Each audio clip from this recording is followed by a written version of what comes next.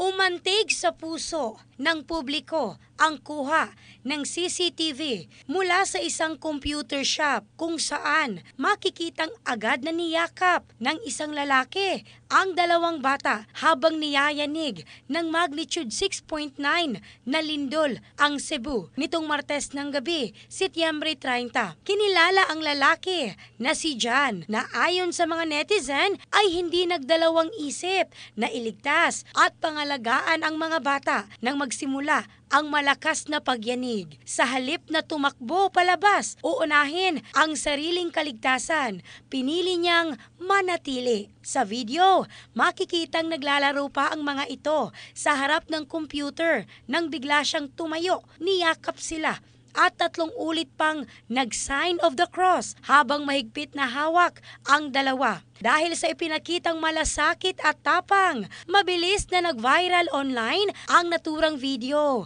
at umani ng papuri mula sa libo-libong netizen. Marami ang nagsabing inspirasyon si John at tunay na halimbawa ng pagiging mapagkalinga lalo na sa panahon ng sakuna. In the heart of changing lives. Ako, si Michelle Craste ng Brigada News, Philippines, The Music and News Authority.